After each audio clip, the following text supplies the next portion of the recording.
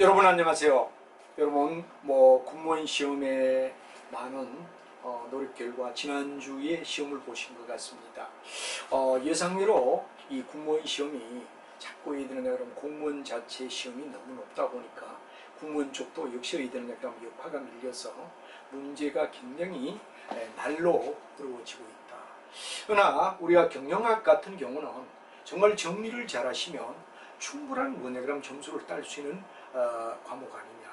근데 이제 이 경영학을 갖다 이렇게 보는 가운데서 여러분들은 교재 선정을 잘 하셔야 됩니다. 우리가 일반적으로 보면 출제 빈도를 이렇게 봐라. 그러면 이 출제가 바로 경영학의 책이라면 원래는 10장까지가 돼야 됩니다. 여러분 잘 알지만 뭐가 되느냐 그러면 뭐 조직행위, 경영학 기초, 인사관리, 생산관리, 재무관리, 국제경영. 뭐 국제경영이 나오느냐 그런데 한 문제 나왔습니다. 무역을 얘기하는 거죠. 그 다음에 왜 되느냐 그러면 MIS 정말 중요한 골고루 다 내더라 이거죠. 회계학, 마케팅. 그리고 이제 아마 내년도 2022년도 정도 되면 계량의사결정. 바로 우리 모든 경영 결정을 갖다가 수치에 의하여 일어나는 것. 바로 여기에는 확실성화, 그 다음에 위험화, 불확실성화, 상충화. 이 네 가지를 구분하며 어떻게 되느냐 그러면 여러분 전략적으로 풀어나가는 기법까지도 이제는 앞으로 나올 것이다. 그래서 완벽하게 어떻게 되느냐 그러면 이루어진 책. 예를 들어 또 특히 회계와 재무가 굉장히 중요합니다.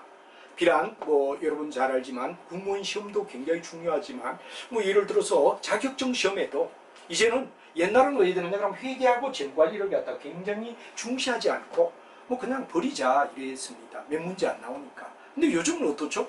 우리가 보면 재무관리 문제가 5문항입니다. 회계 문항이 뭐냐 그러면 2문항 7개죠. 그러다 왜 되느냐 그러면 생산관리. 아마 여러분이 태반이 생산관리가 뭐 나오겠느냐. 생산관리가 제대로 된 책도 없습니다. 그래서 여러분들은 딱 목차를 보고 이 책을 믿을 수 있느냐. 책에 대한 신뢰성이 굉장히 중요하다 이거죠. 앞으로 날로 가면 갈지 시험은 진화하지 시험이 퇴보하고 약화되고 간단히 되고 이런 거의 없습니다. 날로 해야 되느냐 그러면 제대로 된 책을 갖다 골라야 되는데 목차를 보고 10개 목차가 돼 있어야 된다. 가끔씩 국제경영이 나옵니까? 국제경영 나오지 않았습니까? 어떨 때 출판 같은데 저도 책을 많이 내고 있지만 이 국제경영이 나오느냐 이런 얘기를 많이 합니다. 나온다 이거죠. 나와. 그리고 계량의사결정 아직까지 안 나왔지만 내년부터 나옵니다. 시험은 반드시 진화합니다. 그렇기 때문에 완벽한 준비를 했을 때 여러분들 어떠냐 그러면 합격할 수 있는 거지. 대충 해서 공부를 하자. 그리고 책도 선정할 때 그냥 짧은 거, 간단한 거 이런 것들을 고르게 되면 여러분들은 굉장히 힘들어진다. 그런 이야기도 여러분 꼭 아시면서 제대로 된 책을 고르자. 그래서 우리가 특히 조심해야 될 게 생산관리. 이 생산관리가 무려 6문항 나왔습니다. 이제 교수가 볼 때 제대로 모든 공정에 의해 되느냐 그러면 내용을 알아야 되겠다. 이런 얘기가 되고 특히 우리가 봤을 때 이 공무원 쪽에서는 생산관리 쪽도 알아야 된다 이거죠. 그리고 재무관리가 의해 되느냐 5문항 나왔어요. 5문항. 그리고 여러분 잘 아는 회계가 2문항 나왔다. 그리고 이제 마케팅 같은 거 옛날에 의해 되죠. 마케팅 정말 시험 많이 나왔어요. 근데 요즘 어떻죠? 한 문제밖에 안 나왔다 이거죠. 마케팅. 인사관리 2문항밖에 안 나왔습니다. 경영학 기초 3문항 나왔어요. 그리고 이제 얘기하는 거 바로 우리가 잘 알지만 조직이라는 거는 2사람 이상의 모임에서 바로 개인, 집단, 조직이라는 3단계를 갖다 공부하는 학문이 바로 뭐가 되느냐 그럼 조직행위였다 이거죠. 여기는 그래도 4문항이 나왔습니다. 그리고 이제 여러분 잘 아는 바로 우리는 MIS 전자시대다 이런 얘기가 되고 바로 4차원 시대에 살기 때문에 MIS는 반드시 나온다 이렇게 얘기를 했습니다. 그래서 여러분이 이렇게 된 책을 최소한 10장까지가 돼 있는 이런 책에 목차에서 빠졌다 이럴 때는 그 책을 신뢰할 수 없고 공부하면 안 됩니다.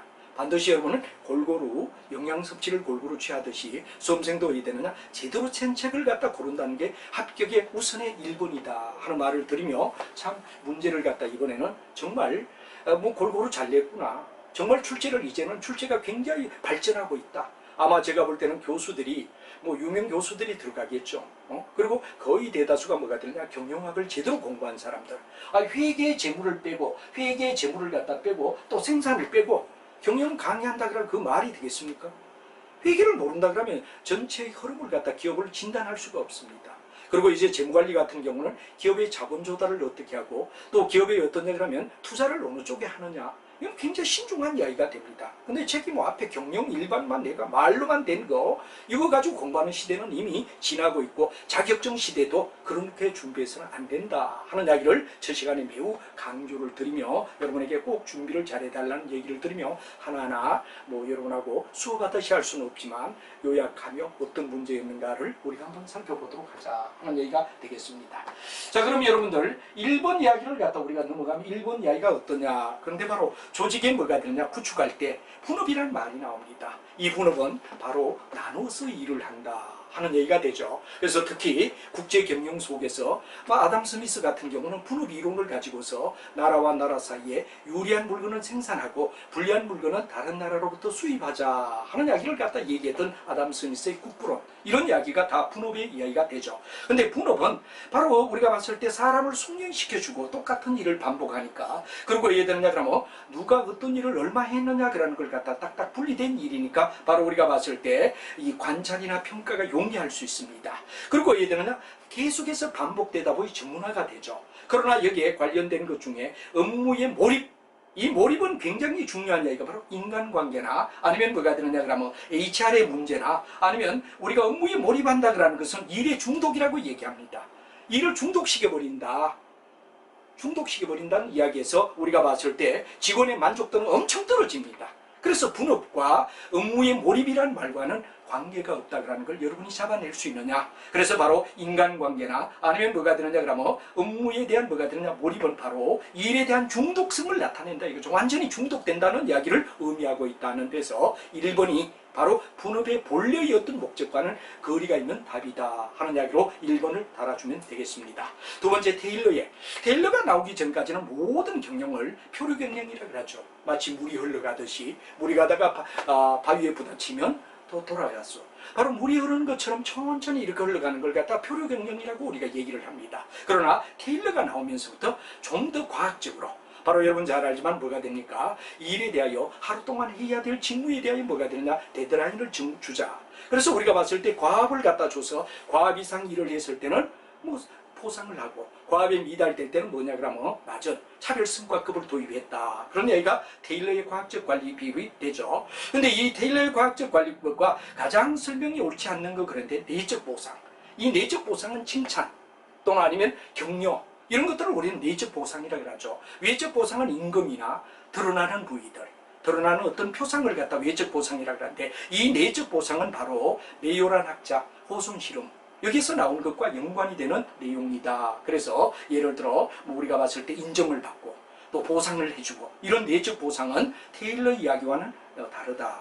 이제 뭐 표준화나 선발 훈련에 뭐가 됐냐, 합리성이나 계획과 실행에 대한 분리, 이런 것들은 테일러의 과학적 관리법에 나오는 이야기지만 바로 내적 보상, 메요의 호손 실험에서 인간관계를 얘기하는 이야기에 있어서 바로 외적이 아닌 내적 보상에 역점을 뒀다 하는 데서 1번이 정답이 되겠습니다.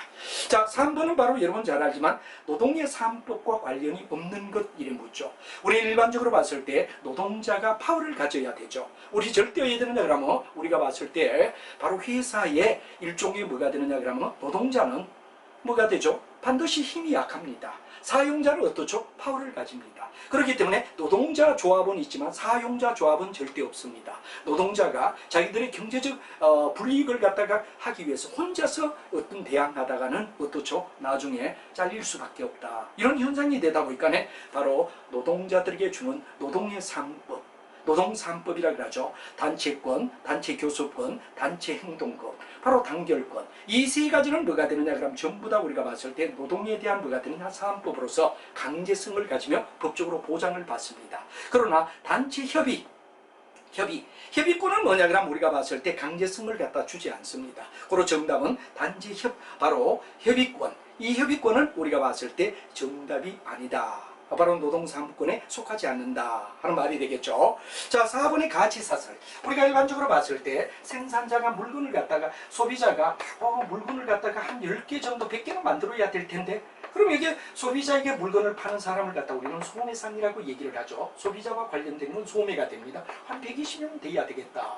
그러면 소매에게 물건을 대주는 도매를 갖다 우리는 이 사람들은 한 150이 돼야 되겠다. 그래서 생산자는 궁극은 얼마를 170 정도를 갖다 만들어야 되겠다. 이걸 갖다 우리는 확장이다 이런 얘기를 갖다 우리가 많이 쓰고 또 채찍 효과라고 얘기를 하죠. 원래 실수요는 100밖에 되지 않음에도 불구하고 정폭 효과를 갖다 나타내서 생산자는 170만큼 생산하는 확대 현상을 우리는 얘기하더라 이런 얘기가 되죠. 그래서 이런 바로 가치사설의 분석 속에서 확장 효과를 주는 이야기는 구매나 생산이나 판매나 다 관련이 되지만 연구개발은 여기와 관련이 없다 하는 이야기로 정답이 4번이 정답이다 하는 말이 되겠습니다. 그죠? 자, 그 다음에 5번에 가게 되면 정관리 이야기인데 타인의 자본에 대한 비용 이건 바로 우리가 봤을 때 레버리지 효과다 이런 말을 하죠. 레버리지라는 말은 바로 우리가 탄력의 효과를 얘기하는데 타인의 빚을 써서 또 남의 빚을 빌려 썼을 때 어떤 결과를 갖다 얘기하느냐고 하는데 이건 바로 우리가 봤을 때 레버리지라는 말을 갖다 얘기하죠. 탄력적이다. 잘 활용하게 되면 바로 이건데 이유는 남자와 여자가 있다 그러면 남자와 여자의 사랑에도 레버리지 효과가 있습니다. 무슨 말이냐?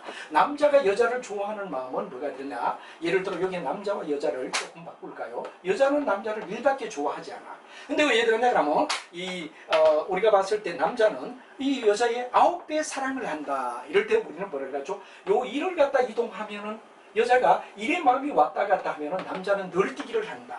9배에 뭐가 되느냐 그럼 탄력을 갖다 받는다 그럴 때 레버리지라고 하죠. 그래서 우리가 일반적으로 봐서 작은 비용을 들여서 높은 이득을 갖다 가져오기 위하여 바로 산이자 한마디로 말하면 타인의 빚을 갖다가 이용할 때 우리가 봤을 때 어떻게 잘 활용해서 많은 이득을 취할 수 있느냐 바로 널뛰기 하는 거.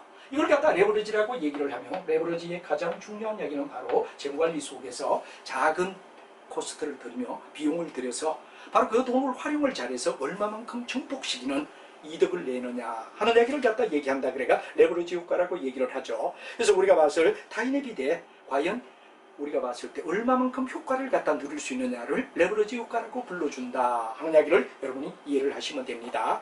6번에 가게 되면 우리가 봤을 때 바로 세계화를 추진한다. 여기 뭐가 되느냐 경영관리에 굉장히 중요한 이야기는 바로 해외에 대한 뭐가 되죠? 지사. 해외의 자회사를 갖다 얘기하는데 여기는 핵심 역량 아웃소싱이라는 두 가지의 인사관리 제도를 이해하는 게 매우 중요하죠. 핵심 역량은 본사의 직원을 갖다가 파견하는 겁니다. 예를 들어 삼성에서 베트남에 뭐가 되느냐 그러면 해외에 자회사를 만들었다. 그럴 때 본사 직원을 파견하는 건 핵심 역량입니다. 현지의 종업원을 갖다 구제해서 해야 되느냐 거기서 우리가 해결하면 이건 바로 아웃소싱이라고 얘기를 하죠. 이와 같이 핵심 역량 아웃소싱이라는 두 가지 어떤 제도를 갖다 도입해서 바로 해외에 자기의 회사를 파견하는 이런 것이 오늘날 세계화를 추진하는 추세 속에서 매우 중요한 이야기가 된다 하는 이야기가 될 겁니다. 그죠? 그 다음에 7번 손익분기점. 이 우리가 봤을 때 손익분기점은 회계, 재무관리, 마케팅 세 가지 영역에서 반드시 우리가 나오게 되는 이야기가 바로 얼마를 팔아야 본전치기 하죠. 얼마의 물건을 팔아야 본전치기 하죠 하는 이야기를 BEP, 손익분기점이라고 우리가 불러주고 있다. 그런 얘기가 되죠. 그래서 우리가 잘 알지만 여기에다 코스트를 놓아 비용을 둬라. 비용은 뭐가 되느냐 금액이 원이지 몇 개가 아닙니다. 그리고 여기는 뭐가 되느냐 그럼 매출액, 여기는 매출액을 놓아야 된다. 그래서 우리가 중요한 이야기는 손익분기점 분석은 반드시 단위가 원이 돼야 된다. 원이 되는 이유는 뭐가 되죠? 바로 비용은 절대 어떻게 되느냐 몇 개란 말을 쓰지 않습니다. 몇 원이란 말을 씁니다. 그래서 매출액과 관계없이 일정하게 쭉 들어가는 코스를 픽스트 코스트다. 고정비라고 우리가 얘기를 하죠. 이 고정비는 바로 대표적인 게 뭐가 되느냐 임차료다. 예를 들어 만약 우리가 집을 갖다가 전세 내서 만약 사업을 한다면 바로 임차료 그건 고정적이다 이거죠. 장사가 잘 되든 안 되든 매출액이 많든 적든 무조건 어디 되느냐 바로 우리가 봤을 때 고정적이다. 그럼 매출액과 정비라는 걸 갖다 밸리어블 코스트다. 그리고 우리가 변동비라고 얘기를 하죠. 변동비라고 얘기하죠. 이 두 가지 비용을 갖다 전부 합했을 때 토탈 코스트 TC라고 얘기하는데 이 두 가지를 합한 이야기를 TC라고 얘기합니다. 이 TC와 수익선이 만나는 R 바로 우리가 봤을 때 수익이 만나는 교차점 총 비용에다가 만나는 교차점 이 두 가지는 이 이상은 이익이 되고 이 이하는 뭐가 되느냐 손해를 준다. 그래서 이 점을 갖다 나타내는 게 바로 여러분 잘 아는 1 마이너스 변동비율 그 다음 뭐가 되죠? 우리가 잘 아는 고정비 플러스 뭐가 되느냐 제로 이 제로는 바로 희망이익이 있을 때 희망이익을 갖다 얘기하는데 손익분기점의 희망이익은 얼마냐? 0이다 이거죠. 0이기 때문에 0을 놓아라. 근데 내가 100만 원 벌을 겠다 그러면 이게 0자리에 100을 넣으면 된다 이거죠. 이게 바로 뭐냐? 그럼 바로 손익분기점 요점을 갖다 찾는 하나의 이 두 개의 직선 방정식을 풀 때 나타나는 이야기가 바로 손익 분기점의 공식이 됐죠. 1 변동비율분의 1 변동비율분의 고정비 플러스 제로다. 이런 얘기를 갖다 했죠. 그래서 우리가 중요한 이야기는 여기서 뭐가 되느냐? 총 고정비가 어떻게 되느냐? 나오는 말이 맞죠. 다음에 두 번째 뭐가 되느냐? 그럼 우리가 봤을 때 제품 단위당. 다음 여기서 변동 비율은 뭐가 되느냐? 바로 우리가 잘 아는 뭐가 되느냐? 우리가 일반적으로 봤을 때 연간 매출액분의 연간 변동비, 하나당 단가분의 하나당 변동비 다 들어갑니다. 연간 매출액분의 연간 변동비나 하나당 단가분의 하나당 변동비 다 똑같은 변동비율을 나타내더라 하는 얘기가 되겠죠. 그리고 우리가 봤을 때 뭐가 되느냐? 제품의 변동비용, 제품의 가격, 이건 하나하나를 얘기하죠. 영업이익은 여기 아무리 찾아봐도 없고 변동비율이라는 말 속에서 이 변동비율은 변동비, 즉 연간 매출액분의 연간 변동비가 얼마 되지? 알파. 하나당 단가분의 하나당 변동비는 얼마지? 알파. 이 알파를 나타내는데 연간도 좋고 아니면 하나하나도 좋다 하는 게 대입해 줄 수 있는 게 변동비율이라는 말을 갖다 우리가 쓰게 되는 거죠. 그래서 여기서 중요한 이야기는 바로 영업이익은 손익분기점과 관계가 없다 하는 이야기를 여러분이 알아두시면 될 겁니다. 그죠? 자, 그 다음에 우리가 생산성이라는 말을 갖다 우리가 많이 씁니다. 생산성이라는 말은 바로 얼마만큼 혼연의 일체가 되어서 생산을 갖다가 높여주느냐 하는 이야기를 생산비라고 얘기를 하는데, 이 생산성을 갖다 높여줄 수 있는, 저하될 수 있는 가장 큰 상황, 이는 일종의 하나의 조직행위나 생산관리와 연관이 되는데, 일단 집단의 응집력이 굉장히 강합니다. 그 다음에 왜 되느냐 하면 조직의 목표가 뭐가 되느냐? 혼란을 일으킨다. 이럴 때 생산성 저하가 될 가장 큰 상황이다 이거죠. 마치 2차 세계대전을 일으켰던 일본의 군부가 바로 군부라는 응집성이 똘똘 뭉친 군부였죠. 그래서 이 사람들은 뭐가 되느냐? 바로 자기의 주적인 미국을 갖다 해야 되느냐? 공격하자. 그래서 원래 독일의 뭐가 됩니까? 히틀러와의 약속은 한국을 식민지하고 중국을 거쳐서 이제 만주를 갖다 건너서 러시아의 동토의 땅을 일본이 어야 되느냐? 쳐주기로 했습니다. 근데 왜 되느냐? 일본의 군부가 워낙 응집력이 강하다 보니 똘똘 자기들끼리 뭉쳐서 오판을 치는 거죠. 우리의 주적은 우리는 히틀러의 뭐가 되느냐? 졸병이 아니다. 우리는 일본의 진주만 공격을 해서 바로 얘들은냐 우리의 주적을 치겠다 그러는 이야기들 바로 이해되죠? 그렇죠? 똘똘 묻힌 진땀 은비승이 높은 거고, 조직의 목표가 얘들은요 서로가 왔다 갔다 하는 불일치될 때, 특히 군부들의 어떤 이 반란, 이게 바로 생산성을 저하하는 가장 큰 위험. 요거는 바로 조직행위와 생산성이란 두 가지를 갖다 동시에 묻는 아주 기발한 문제였다 하고, 문제는 진화하고 있구나 하는 이야기를 여기서 다시 한번 볼 수 있습니다. 그로 정답은 2번이 되겠죠. 응집력은 굉장히 높다. 그렇지만 뭐가 되느냐? 조직의 목표는 뭐가 되느냐? 그러면 일치하지 않는다 하는 이야기를 얘기하죠. 그 다음에 인사관리에 있어서 우리가 잘 알지만 뭐가 되느냐? 자원에 대한 이야기 속에서 바로 자원에 대한 인사적 자원의 관리다 하는 말을 갖다 우리가 썼는데, 장점으로 옳지 않는 걸 묻죠. 우리가 경영에 대한 통합적 관리가 매우 필요하다. 또 자원의 생산성을 극대화한다. 그리고 적극적 의사결정을 갖다 지원해준다. ERP를 얘기하는 거죠. 그런데 여기서 차별화된 뭐가 되느냐? 현지 생산. 이건 바로 ERP와는 관계가 없다 하는 이야기로 답을 할 수가 있다는 이야기가 되겠습니다. 자, 여러분들 10번 이야기는 진성 리더십이다. 이 진성은 바로 뭐냐? 리더의 진정성을 얘기하는 이야기다. 이렇게 우리가 되죠. 그래서 우리가 일반적으로 봤을 때 리더가 부하에게 진정성을 가지고 접한다는 개념에 뭐가 되냐 그러면 진성 리더십이라는 말이 나오죠. 예를 들어서 여기서 이제 내용과 관련하여 관련이 없는 것을 묻고 있습니다. 그죠? 그래 잘 읽어야 됩니다. 관련이 있는 거, 관련이 없는 거, 적절한 거, 적절하지 않은 거, 이게 항상 그런 말에 여러분 줄을 꺼야 되는데, 여기도 바로 관련이 없는 것 하는 걸 줄을 꺼야 됩니다.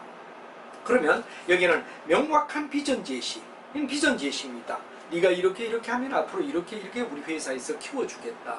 이건 비전 제시입니다. 그죠? 근데 여기는 진성은 리더가 자기를 갖다 깨닫고 내재화된 도덕 신념을 가지고 관계가 투명하고, 그럼 전부 다 뭐가 되느냐 그러면 2번, 3번, 4번의 경우는 진정성, 바로 부활을 이끌어가는데 진정성에 의하여 이끌어가는 시스템이다. 그렇기 때문에 진성 리더십이라고 불러준다 이거죠. 그러나 명확한 비전 제시는 뭐가 되느냐? 바로 우리가 잘 아는 비전 제시형이라는 얘기가 되겠죠. 네가 이렇게 한다면 이렇게 해주겠다 하는 얘기는 비전 제시가 되고, 그 이외에 바로 종업원에게 가까이 다가가는 거, 인간적인 입장에서 다가가는 거, 리더가 자아를 갖다 인식하고 내재화된 도덕의 신념을 가지고 관계를 투명하게 하며 접근하는 것은 바로 우리가 진성 리더십이다 하는 이론으로 요즘 자주 나오는 이론, 발전된 리더이다 이렇게 우리가 얘기합니다.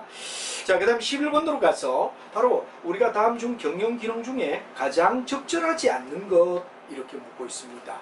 우리가 일반적으로 반드시 적절하다, 적절하지 않다 이런 말에 줄을 꺼야 됩니다. 여러분이 시험지를 받았을 때 반드시 적절하지 않는 것, 맞는 것 이런 말에 굉장히 역정을 둬야 되는데 시큰 풀고 났더니 잘못 오판했다 이렇게 해서 오류가 일어나는 경우가 굉장히 많습니다. 그래서 반드시 묻는 게 적절하지 않는 것에 줄을 꺼라 이거죠. 자, 우리가 계획을 세운다. 계획은 바로 목표를 설정한다 맞습니다.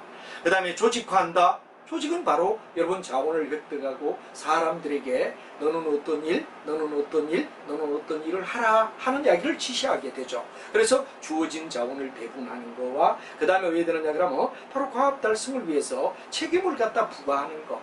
이걸 갖다 우리는 조직이라고 얘기를 하죠. 고로 여러분 4번의 통제에 나와 있는 이야기는 바로 조직을 얘기합니다. 이 조직은 자원에 대한 획득과 그리고 뭐가 되느냐 과업 달성을 위한 책임을 부과하는 거 이거 전부 다 뭐가 되느냐 조직을 짠다라는 말로 연결이 된다 이거죠. 통제는 바로 잘 알지만 결과에 대한 어떤 판정, 결과에 대한 어떤 판정을 바로 우리가 봤을 때 잘 이끌어가게끔 계획을 세웠다면 실제가 따라가게끔 이렇게 이끌어가는 통제하는 시스템을 얘기한다 그런 얘기인데 여기 바로 조직 속의 자원의 획득과 그 다음에 과업 달성을 위해서 책임을 부과한다 그런 거 이건 조직을 얘기하는 거죠.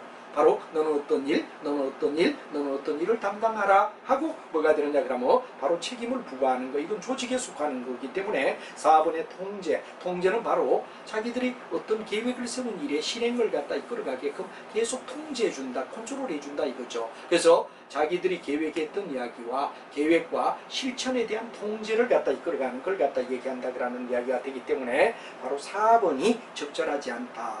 그럼 지위는 바로 동기를 유발하고 의사소통, 커뮤니케이션이 되게끔 하는 건 지위다 맞는 말이죠. 자, 그 다음에 12번에 가면 재무상태표에 대한 설명을 합니다. 재무상태표란 말은 바로 BS란 말로 차변적 자산, 대변적 부채와 자본이다. 그래서 바로 회사가 가지고 있는 경제력은 누구로부터 왔느냐 하는 걸 갖다 나타내서 타인의 온 것을 부채라 그러고 바로 주주가 낸 돈을 갖다 우리는 자본이라 부른다. 그런 요 상태를 정확하게 자산, 부채, 자본을 갖다가 똑바로 나타낸다. 여기도 옳지 않는 것 줄을 꺼야 됩니다. 옳지 않는 것을 묻는다 이거죠. 그래서 이제 재무상태표는 자산, 부채, 자본으로 구분한다 맞는 말입니다. 재무상태표를 통해 기업의 유동성과 재무상태를 파악한다. 그렇죠. 얼마만큼 활발하게 움직일 수 있느냐, 또 타인의 비대에 견딜 수 있느냐 하는 유동성을 나타내는 거 맞습니다. 그죠? 그 다음에 재무상태표는 일정 기간 동안의 경영성과, 이 경영성과를 나타내고 기간을 나타내는 거. 그래서 재무상태표는 일정 시점을 얘기합니다. 그래서 보통 12월 30일 현재에 자산은 어떻고 부채는 어떻고 자본은 어떠냐 하는 걸 나타내기 때문에 일정 시점은 재무상태가 되고 그 다음에 일정 기간은 바로 여러분 잘 아는 손익계산서, 바로 우리가 잘 아는 뭐가 됩니까? ISPL이라고 얘기할 수 있다 하는 말이 되죠. 그리고 여기는 재무상태표가 아니라 3번의 이야기는 바로 우리가 잘 아는 프로피트 앤드 로스 그런 PL을 나타낸다. 또는 인컴 시트 그러는 IS를 나타내는 동의어다 이거죠. 그리고 3번은 잘못된 이야기다 하는 얘기가 되고 4번은 재무상태표는 자산의 항목에는 유동자산과 비유동자산을 구분한다. 물론 우리가 바로 BS 속에 1년 이내 현금이 되니 유동자산입니다. 1년 후에 현금이 되니 비유동자산이죠. 그래서 우리가 1년 기준 원칙에 의하여 유동과 비유동을 구분한다 하는 말 이건 맞는 말이죠. 그리고 우리는 바로 3번에 나와 있는 일정 시점을 얘기하는데 여기는 일정 기간을 갖다 얘기하기 때문에 PL이나 IS를 나타낸다. 즉 손익계산서를 나타내는 이야기다 하는 걸로 답을 달아주셔야 될 것 같습니다. 자, 13번. 직장 내 교육훈련 OJT라고 얘기를 하죠. On Job Training.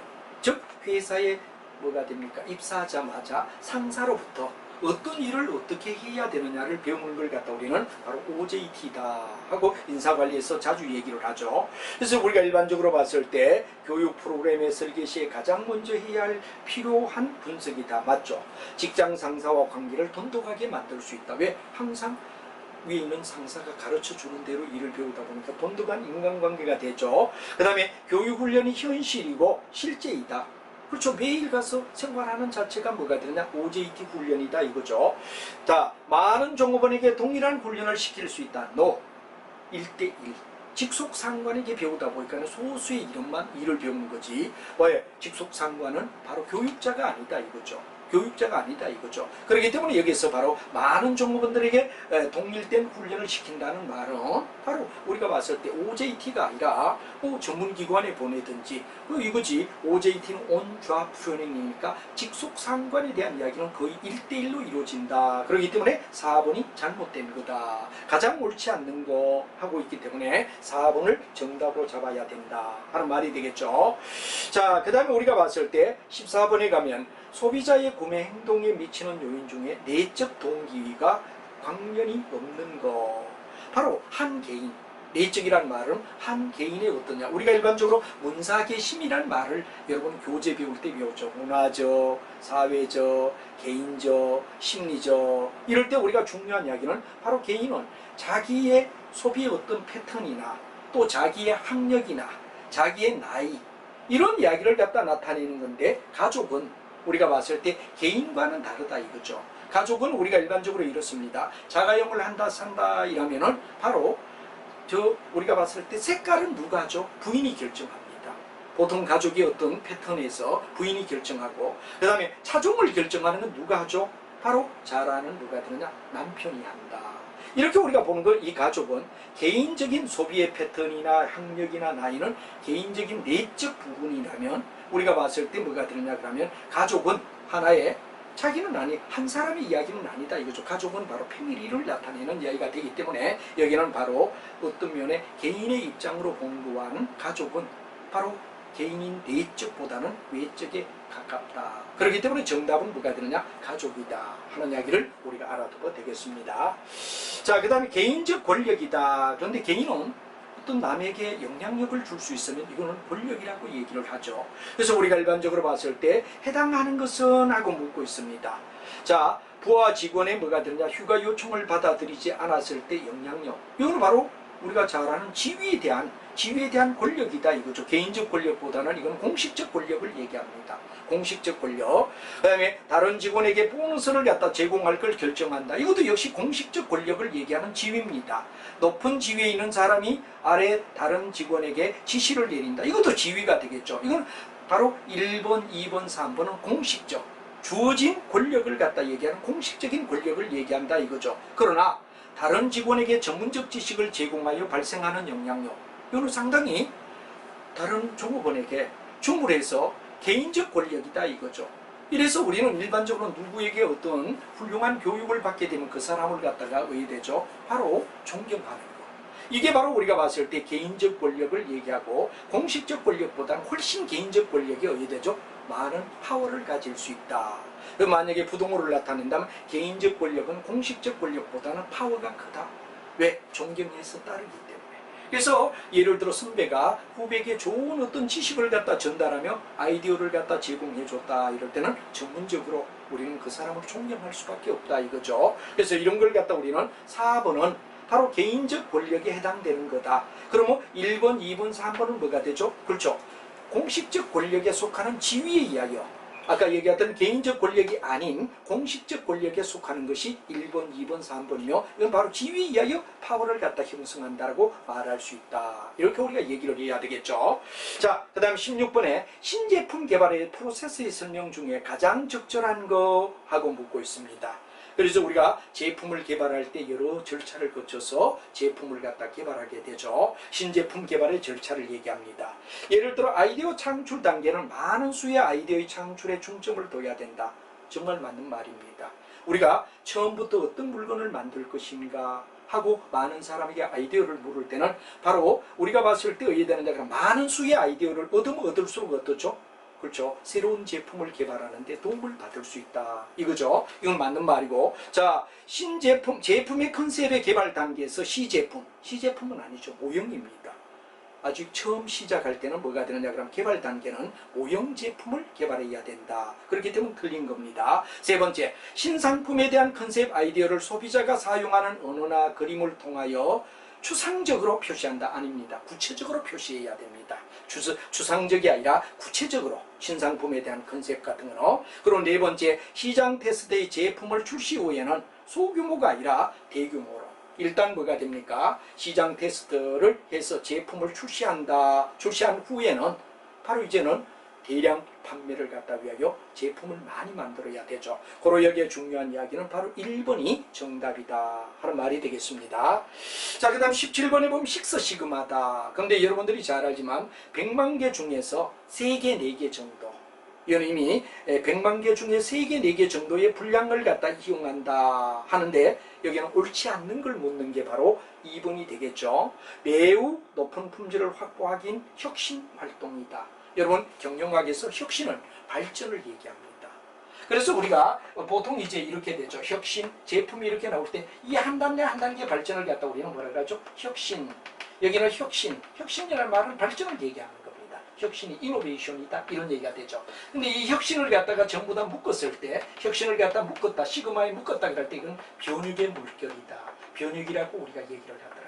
이걸 전부 다 묶으면 변혁의 물결이라는 이야기. 요 혁신이라는 말은 한 단계 한 단계 발전을 얘기하며 이걸 시그마 속에 묶었을 때 우리는 변혁이라고 불러준다 하는 용어에도 자신을 가지셔야 됩니다. 혁신, 변혁 이런 말 경영은 매우 중요합니다. 그죠? 자, 그래서 이제 여기 우리가 얘기를 갖다 했고, 그 다음에 이제 식스 시그마 속에서 중요한 거는 바로 100만 개 중에서 3개나 4개. 근데 여기에 8개 분량을 허용한다는 이야기는 옳지 않는 거다. 이런 얘기가 되겠죠. 그래서 이제 높은 품질을 확보하기 위한 혁신 활동이다. 또 시그마는 정규 분포에서 표준 편차를 의미한다. 그 다음에 모토로라 바로 시작해서 지휘에서 널리 이용된 거다 하는 식스 시그마. 바로 인간이 어떤 일을 하는 것보다는 기계에 의하여 이룰 때 바로 우리가 잘 아는 뭐가 됩니까? 훨씬 더 사람이 개인이 하는 것보다는 훨씬 더 해야 되느냐 그럼 에러를 줄여줄 수 있다.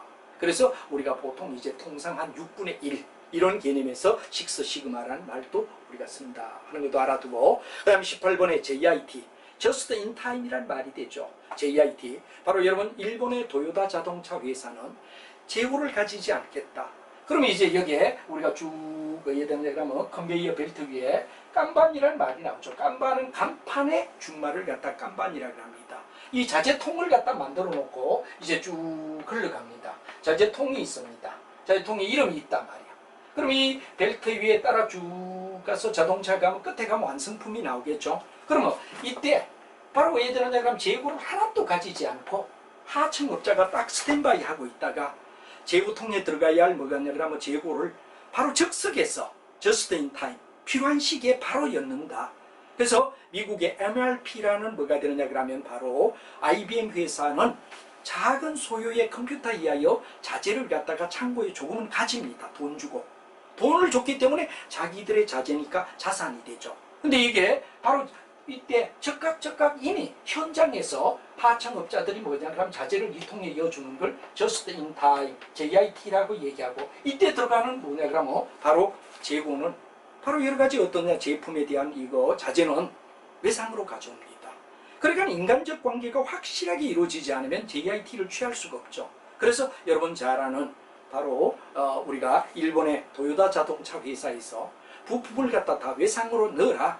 월말에 우리가 결제하겠다. 부채 승리죠.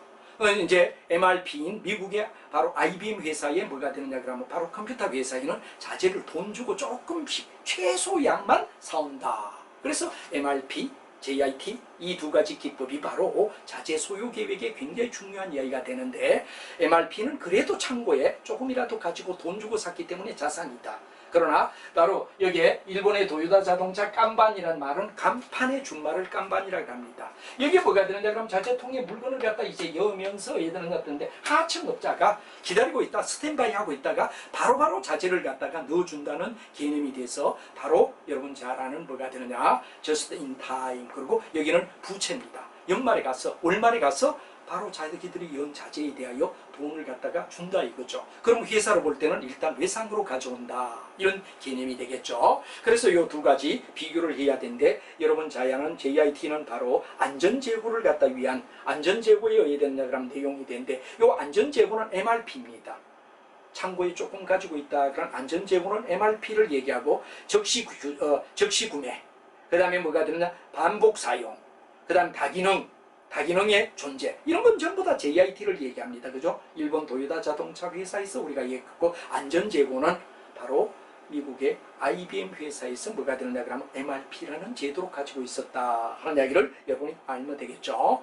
그 다음에 생산을 위한 뭐가 되느냐 설계 과정에 해당되지 않는 거, 생산 시스템에는 기계를 어떻게 배치할까, 어떤 진로를 통할까, 설비를 어떻게 할까, 제품을 어떻게 설계할까, 전부 다 뭐가 되느냐 생산과 관련되어 있는데 자원계획은 어떤 프로젝트를 갖다가, 프로젝트라는 말은 일시적으로 해야 되느냐 그러면 운영하는 걸 갖다 프로젝트라고 하죠. 예를 들어 비행기를 한 대 만들겠다, 또는 여러분 잘 아는 조선의 큰 배를 갖다 만들겠다, 이거 전부 다 프로젝트입니다. 아파트 단지를 갖다 건설하겠다, 다 프로젝트죠. 이 프로젝트에 필요한, 수행에 필요한 뭐가 되느냐 자원을 갖다가 해야 되느냐 그러면 바로 우리가 구집하는 것은 생산과는 달리 자원계획이라고 불러준다 하는 이야기를 여러분이 아셔야 됩니다. 그래서 우리가 일반적으로 생산 입지라든가 어디에 공장을 지을까, 또 우리가 봤을 때 설비를 어떻게 배치할까, 기계 배치를 어떻게 할까, 그 다음 제품을 어떤 설계에 의하여 생산할까, 이건 전부 다 우리가 봤을 때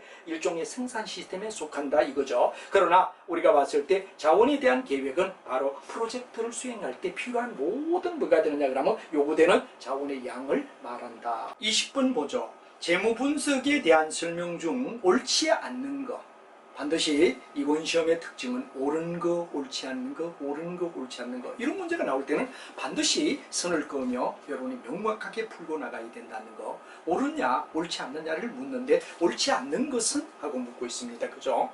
자, 우리가 한번 가만히 보죠. 1번, 재무 분석은 기업에 관련된 의사결정에 필요한 정보를 제공하기 위하여 설계된 일종 정보 가공 시스템이다. 맞죠? 바로 재무 분석은 우리 회사의 여러 가지 재정 상태나 수익의 상태나 이런 걸 갖다 파악하기 위한 정보다. 그래서 우리가 AIS, Accounting Information System이다. 또 우리가 마케팅에 MIS라고 할 때는 바로 경영 정보 시스템이다. 그 다음에 회계 정보 시스템이다. 그 다음 PIS라고 나오죠. 인사관리에서 배웁니다. 바로 뭐가 들었냐? 인적 자원 시스템이다. 우리가 퍼스널 인포메이션 시스템이라 쓰죠. 그래서 바로 PIS, AIS, MIS 그러는데 여기 AIS가 바로 회계를 통하여 뭐가 되죠? 여러 정보를 갖다가 이끌어가는 거. 우리가 특히 시스템이다 그럴 땐 서로가 영향을 준다, 연결의 고리가 있다 하는 뜻이 우리가 봤을 때 하나로 끝나지 않고 경영의 연결의 고리, 서로가 연이어진다 하는 얘기가 되는데 맞는 말이죠. 자, 그 다음에 두 번째, 재무 분석은 경영자가 내부 통제를 위하여, 재무 예측을 위하여 기업의 재무 상태와 경영 성과 여부를 검토하는 것을 의미한다. 아닙니다. 경영자가 내부를 위한 것은 바로 여러분 잘 알지만 바로 재무 분석은 분석은 외부입니다. 외부 정보 이용자들에게 주는 이야기가 되고, 내부는 바로 여러분 잘 아는 뭐가 되느냐 그러면 내부 쪽은 우리가 봤을 때 경영자가 내부 경영 회계 제도. 그래서 우리가 일반적으로 봤을 때 재무 분석은 결국은 외부 정보, 바로 회사에 투자를 할 주주에게, 회사에 투자를 할 소비자에게, 뭐 등등, 또는 종업원에게, 또는 정부에게, 이런 우리가 봤을 때 정보를 갖다 주고, 그 다음에 이제 내부는 자기들의 어떤 공정 시스템에 의하여 이루어지는 내부 정보, 이거는 바로 내부를 위한 거는 경영자의 일종의 하나의 재무 예측보다는 재무는 외부입니다. 그러나 내부적인 거는 예를 들어 뭐 우리가 봤을 때 원가 원가 계산이라든가 이런 거는 내부의 이야기다. 얘기죠. 바로 2번이 뭐가 되느냐 그러면 바로 우리가 봤을 때 옳지 않다. 3번은 재무분석은 좁은 의미로 말할 때 주로 재무비율 분석을 지칭한다. 맞는 말입니다. 바로 타인의 비대에 얼마 견딜 수 있니? 유동성. 얼마나 활발히 장사를 하죠? 매출액을 쓰는 회전율. 그 다음에 우리가 봤을 때 그 이외에도 이제 뭐 여러 가지 수익률. 얼마의 수익을 내죠? 수익률. 또 이런 등등이 뭐가 되느냐 그럼 바로 우리가 봤을 때 재무분석을 갖다 나타내는 예가 되고, 그 다음에 4번에 재무분석 시 주로 회계 자료에 이용한다. 그렇죠? 우리가 봤어요. BS, IS 자료를 가지고 우리가 재무비율 분석을 갖다 하더라 하는 말이 되겠습니다. 그 다음에 이제 다음 문제 21번에 가면 NPV. 여러분이 잘 알지만 미래에 들어올 돈을 현재 가치로 따져주는 걸 NPV라고 얘기를 합니다. 우리는 똑같은 만 원이지만 현재 만 원이냐, 1년 후에 만 원이냐, 2년 후에 만 원이냐는 다르다 이거죠. 그럼 현재 만 원이 굉장히 큰 거죠. 2년 후에 만약에 만 원은 현재로 따지면 뭐 90몇만 원, 100만 원이라면 90몇만 원 가치밖에 안 된다. 그래서 우리가 바로 화폐 시간 가치를 도입하자. 시간의 화폐 가치를 도입하자. 화폐 시간 가치, 시간의 화폐 가치 동의어입니다. 같이 씁니다. 바로 여기에서 이제 NPV라는 말이 나오죠. 그래서 NPV는 바로 우리가 봤을 때 여러 투자안을 갖다 쭉 해서 전부 다 우리가 결론적으로 현재 가치로 따지면 얼마니? 현재 가치로 따지면 얼마니? 이게 바로 NPV를 나타내는 예가 되죠. 그래서 우리가 일반적으로 봤을 때 투자안의 모든 흐름을 현금으로 쓴다. 맞는 말이죠. 그 다음에 개별 투자인들 간의 상호관계 아닙니다. 토탈입니다. 내가 예를 들어 3개를 갖다 쓴다. 투자를 했다. 그럼 3개를 전부 다 합한 거지. 개별적으로 우리가 투자안을 갖다 따지는 게 NPV가 아니다. 그리고 가치 가산의 원리. 바로 뭐가 되죠? A의 투자, B의 투자 전부 다 뭐가 되죠? 합한 것이 전체 투자의 합과 같다라는 개념 가치 가산입니다. 그 다음에 화폐 시간 가치를 고려한다. 맞죠? 바로 1년 후, 2년 후 이럴 때 바로 현재의 가치에 우리가 봤을 때 항상 뭐가 되죠? 그렇죠? 우리는 바로 C2다. 그럼 1 플러스 뭐가 되느냐? R의 2. 2년 후에 들어올 돈을 현재 가치로 얘기하라 그러면 바로 1 플러스 R로 하는데 이건 원리합계 개념 속에서 여러분이 아마 본수업할 때 제가 얘기를 했던 내용 생각하면 되죠. 바로 은행에 예금했을 때 원금과 이자를 합한 게 뭐가 되느냐? 미래 가치다 이거죠. 그럼 현재 가치로 돌리려면 이자를 갖다가 우리가 나누어 줬을 때 현재 얼마니? 현재 가치로 따지면 얼마니? 2년 후에 300만 원 현재 가치로 얼마니? 한 건 바로 여기서 300만 원을 갖다 1 플러스 R의 3승을 나누면 바로 현재 가치가 나오는 거죠. 이런 이야기가 우리가 중요한 이야기가 된다 하는 이야기가 되는 거 여러분 알면 되고요. 22번에 보면 그래서 21번의 정답은 바로 2번 전체의 전체의 결과 합계다 하는 이야기가 되고요. 22번은 재무관리의 역할이 아닌 것 됐습니다. 재무관리자의 가장 중요한 것은 바로 투자를 어떻게 결정할 건가, 또 자본을 어떻게 조달해 와야 될 건가, 배당을 얼마 줄 것인가, 이런 것들은 전부 다 뭐가 되느냐 그럼 재무관리자들이 역할이다 이거죠. 그러나 회계처리는 이제 회계학이죠. 재무관리 담당자가 하는 게 아니다 이거죠. 재무관리는 회계자료에 근거하여 회계자료를 데이터로 보는 것에 불과하지 실제로 본다면 투자를 하고 자본을 조달하고 그리고 자본에 대한 뭐가 되냐 주식에 대한 배당을 갖다 결정하는 것. 주주에게는 어떻죠? 배당을 많이 주든지 주가를 올려주든지 둘 중 하나를 만족시켜주지 않으면 주주들은 투자를 하지 않습니다. 배당을 많이 주든지 아니면 주가를 올려주든지 둘 중 하나를 수반해야 되는데 회계 처리의 경우는 뭐가 되죠? 단순한 뭐가 되느냐 그럼 회계학의 개념이다 이런 얘기가 되지 재무관리자가 하는 게 아니다 하는 말을 알아두시면 되겠죠. 자, 그 다음에 23번 경영자들이 내리는 의사결정에 다양한 오류가 존재한다. 그렇죠. 그 중에 매몰 비용에 대한 이야기는 뭐냐? 지나간 과거에 집착된 오류다 이거죠. 바로 옛날에 내가 이랬을 때 이런 바로 돌릴 수 없는 회전시킬 수 없는 비용을 갖다 우리는 매몰 비용이다. 그래서 우리가 봤을 때 지나간 과거에 바로 우리가 봤을 때 일어난 오류를 되돌릴 수 없을 때 우리는 바로 매몰 비용이라고 얘기를 하더라 이거죠. 그죠? 그래서 여기서 이제 오류에 해당되는 걸 묻고 있습니다. 그래서 우리가 봤을 때 과거 선택에 매달리고 집착하는 오류.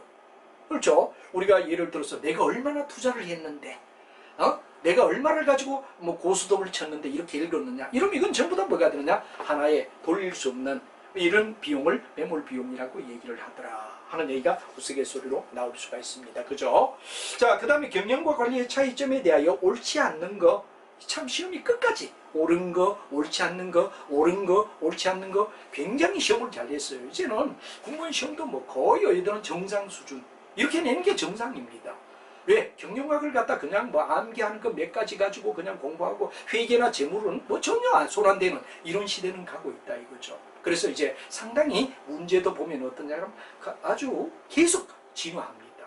그렇기 때문에 여러분이 우리 경영학은 최소한 뭐가 되냐 회계와 재무가 들어가고 나머지 경영학의 8개 분야 MIS 국제경영까지 봐야만 앞으로 어떻게 되느냐 여러분들은 절대 좋은 점수를 받지 그냥 제한된 거 뭐 얇은 책 대충 경영학 부분 말로 된 거 절대 앞으로 커버가 되지 않는다 하는 거에 의하여 책에 목차부터 보고 정하라 이거죠. 그리고 회계 재무를 아주 간결하게 몇 장에 끝났다 이거 그럴 문제가 아닙니다.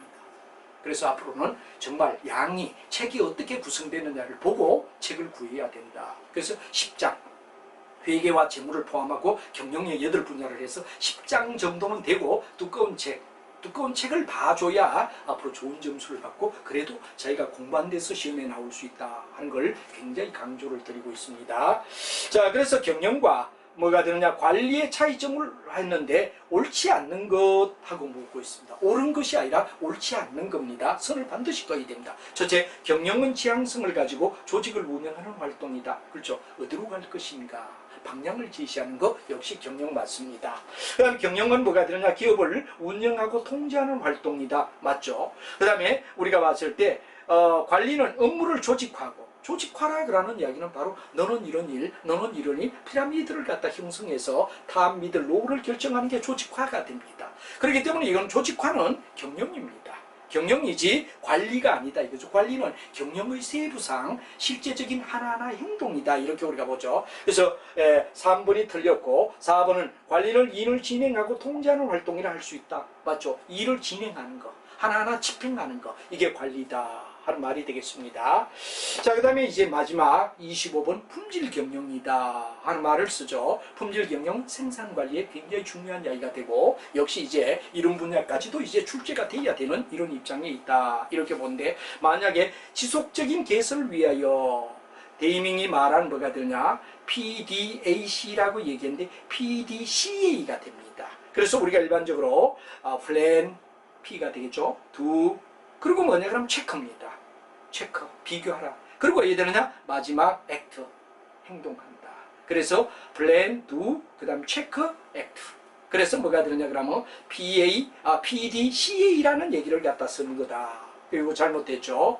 그다음 우리가 봤을 때 뭐가 되느냐 그러면 바로 신고 시스템이다 이런 얘기가 되는데 이건 바로 장례시 안전설계를 얘기하는 이야기지 뭐 통지 품질에서 일본식 용어를 표현한 거다 그런데 그게 아니고 장례시 안전설계를 어떻게 할 것이냐 하는 문제이기 때문에 우리가 봤을 때 가장 옳은 것은 그랬는데 뭐 그렇지 않다 그 말을 충분히 나타내지 않죠. 3번에 품질에 과여하는 비용에는 품질은 처음에는 물건을 만들 땐 통제 비용이 됩니다. 통제는 물건을 나쁘게 만들지 않는 예방 비용과 그 다음에 물건이 나왔을 때 일일이 평가하는 비용 이 두 가지가 통제 비용에 속해서 예방과 뭐가 됩니까? 우리가 평가 비용은 통제 비용이다 이렇게 우리가 말하죠. 근데 물건 만들고 났더니 실패가 있다 이거죠. 그러면 여기는 공장 내의 실패는 내적 실패입니다. 이때는 우리가 회수하고 그 다음에 다시 의뢰되죠. 정리하면 되는데 문제는 외적 실패 시장에서 클레임 걸리면 이건 바로 돈으로 환분해야 되고 이미지에 충용적인 상을 준다. 그래서 통제는 예방과 평가 비용 실패 비용에는 내적 실패 비용은 아직 물건이 출하되기 전에 공장에서 발견된 것은 우리가 내적 실패라고 말하죠. 근데 이제 실제로 시장에 나가서 소비자에게 만약에 어떤 클레임이 걸렸다. 이건 바로 외적 실패를 얘기한다 하는 예비 지식을 우리는 가져줘야 될 거다 하는 말이 되겠죠. 자, 그래서 품질에 관련된 비용은 크게 예방과 검사 비용이고 사전 조치 비용이고 불량이 발생한 사후에 대한 비용으로 분류해 볼 수 있다. 맞죠? 이건 맞는 말로 3번이 정답입니다. 그리고 이제 품질의 바로 여러분 중요한 이야기 집. 품질의 집. 이것도 아마 굉장히 어려운 이야기가 하나가 되는데 고객이 요구하는 게 뭐냐 그리고 기술적 속성이 어떠냐 고객이 요구하는 물건을 만들어 줄 수 있을까 하는 것에 대한 고민을 하는데, 바로 고객의 요구와 기술의 속성을 도표로 그래가지고 품질을 갖다 해야 되느냐 그런 기능을 우리가 봤을 때 하나하나 이끌어가는 걸 품질의 뭐가 되느냐, 질이라고 불러주더라 이거죠. 그래서 품질의 질의 구축 과정은 기대 품질과 지각 품질이 아니라 고객 요구, 기술 속성, 이게 잘못된 이야기다. 그래서 우리가 바로 정답은 여기에서 3번에 얘기하는 통제 비용과 실패 비용을 지적하는 3번이 맞다 하는 이야기로 정리가 되겠습니다. 그래서 이번에 시험은 굉장히 전반적으로 볼 때 어떻게 되느냐 그럼 정말 잘된 내용이다, 이렇게 우리가 얘기를 할 수가 있는 거죠. 우리가 바로 2021년도에 공무원 경영학 출제는 쭉 보면 정말 너무너무 골고루 시험을 출제를 잘했다. 이 정도 될 때 우리는 경영이 정말 경영답게 학생들에게 척한 게 맞다. 물론 이제 비전공이나 또는 빠른 시간에 그냥 승부 걸겠다 이런 경우는 뭐 요즘 공무원도 힘들지만 공무원도 상당히 수준을 요합니다. 그렇기 때문에 뭐 영역마다 쭉 제가 분석해 놨지만 정말 이제는 회계, 계량거사, 이 계량거사는 아직 안 나왔습니다만 내년쯤은 아마 한 문제 정도는 나올 것이다. 이렇게 저도 보고, 또 MIS가 거의 나왔느냐 그러면 안 나왔지만 MIS가 나왔다 이거죠. 그리고 국제경영에 대한 무의 우리가 봤을 때 이번에 출제가 됐다 이거죠. 그렇기 때문에 앞으로 여러분이 계량거사까지 회계와 재무를 포함해서 문제도 여기도 보면 뭐가 들었냐, 5문화입니다. 재무관리가. 회계가 2문화입니다. 그리고 굉장히 중요한 생산관리. 정말 생산관리가 이렇게 좋은 문제를 내는 교수, 우리가 봤을 땐 정말 출제위원들이 날로 좋은 문제를 내구나. 꼭 수식을 풀어가 뭐 이런 건 아니더라도 정말 근접하는 학생들의 변별력을 가지는 경영학의 정말 좋은 출제였다라고 저는 평가를 하며, 매년 불만스러운 게 한쪽으로 편향적으로 이렇게 갔는데 이번에는 굳이 숫자를 풀지 않더라도 말로 돼 있지만 숫자를 푸는 이상으로 학생들이 공부를 심도 있게 하고 또 내용을 정확히 아느냐 하는 것에 대한 체크가 잘 된 문제다라고 얘기하며 매년 이제 시험은 진화합니다. 그래서 준비를 철저히 해주고 단원 이 10단원을 반드시 책에서 있는 날을 보고 준비하시고 여러분이 모든 걸 잘해서 꼭 합격할 수 있게끔, 그리고 원래 합격하신 분들은 뭐 또 문제가 없지만 내년에 다시 봐야 된다든가 준비하는 분들은 철저히 해서 좋은 결과를 가져오시기를 바라며 저의 원래 그 출제 문제에 대한 분석은 이 선에서 끝내고, 여러분들과 함께 다음 기회에 제가 이제 강의를 어떤 형태든 이 공무원 쪽을 많이 강의, 뭐 실강이든 동영상이든 할 테니까 많은 관심과 애정을 가져달라는 얘기를 드리며 저의 이 문제풀이 강의는 여기서 마치도록 하겠습니다. 여러분 매우 수고했습니다.